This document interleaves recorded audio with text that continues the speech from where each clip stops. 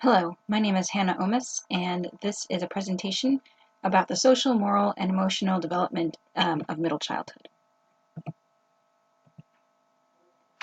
So, to get an accurate picture of this demographic, the age range of middle childhood is from approximately age 6 to age 11. The psychologist Erik Erikson posits that in his 8-stage theory, this stage is when people learn industry versus inferiority. This stage is when children start to compare themselves to each other to see how they measure up to expectations, and they can develop either a sense of pride in their accomplishments or a sense of inferiority. Social development occurs through a child's interaction with others. This could be anybody, but is usually the child's family, friends, and school associates. Emotional development includes the ability to control emotions, such as not acting on feelings of anger or frustration, or hiding emotions, such as disappointment or fear, as well as being able to show empathy to others. Moral development does not seem to occur on a timeline. During middle childhood, a person could be at any stage of moral development. This will be discussed more in depth later on in the presentation. So, social development occurs through interactions the child has. One research article says that family, school, and peer groups have the most impact on social development, and that in the process of social competence, all educational factors should be involved. The family, the social environment in which the individual lives, attendance in preschool or other school institutions, friends with whom he or she gets together, children's organizations that organize extracurricular activities, and also the psychophysical condition of the individual plays into the development of social competence. Healthy development variables include open communication with parents, respect for the children's feelings, establishment of authority and trust, enhancing prosocial skills, positive labeling of the child's character, and helping children overcome adversity. These bulleted points note the ways that children can be encouraged to develop emotionally. It has been noted that communication with parents helps with many different kinds of development, and social development is included with these. Respect for children's feelings helps them feel safe and gives them a role model to copy when dealing with each other. Authoritative parenting styles set clear boundaries and consequences, and they help children be better academically and behaviorally. So it makes sense that this style would also be helpful in a school setting. Trust is also an important component, as it is difficult for children to thrive in an environment where they cannot trust. Prosocial skills are things like effective communication, learning how to disagree with someone peacefully, cooperating, being able to listen effectively, and good leadership skills.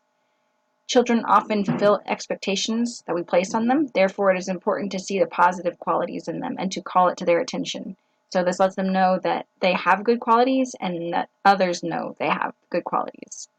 And then to help children overcome adversity, this could be many different things that children struggle with. It could be negotiating a changing friendship, a new sibling, trying to adjust to a new school or home life, a new step-parent, maybe they're ill or a family member is ill. It could be any situation like this.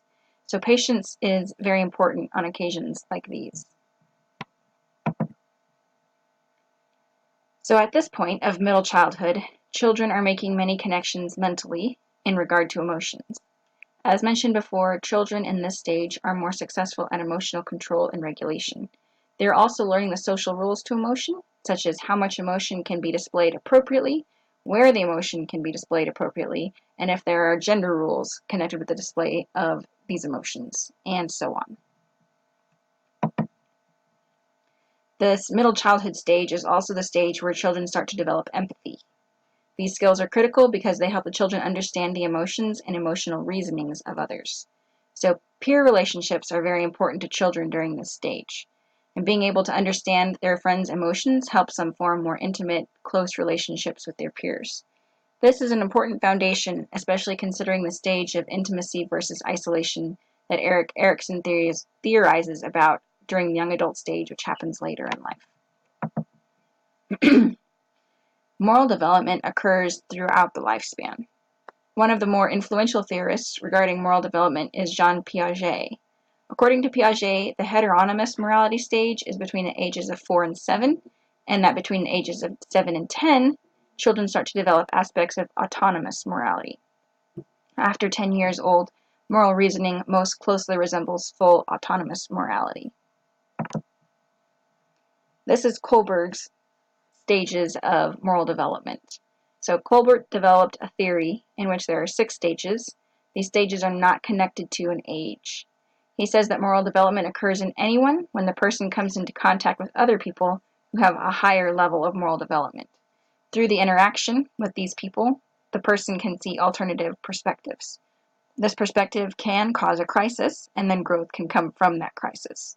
But Kohlberg claims that growth through the stages can only occur when an individual becomes more mature in his or her moral reasoning. So the main parts of this presentation are that social development occurs through social interaction, emotional development occurs as the brain and social skills develop, and moral development happens when a person is exposed to a person or an idea that challenges their moral viewpoint and promotes an increase in moral reasoning. My own advice for people going through this stage and for their caretakers to promote growth is that it is important to offer emotional support, love, and patience to kids in this stage. It's important to provide opportunities for social development through the group peer interactions and family members, etc., and to allow interactions with new people and ideas, and to provide guidance if necessary in the assisting of moral development. This is the references I used for my presentation. Thank you very much for your attention.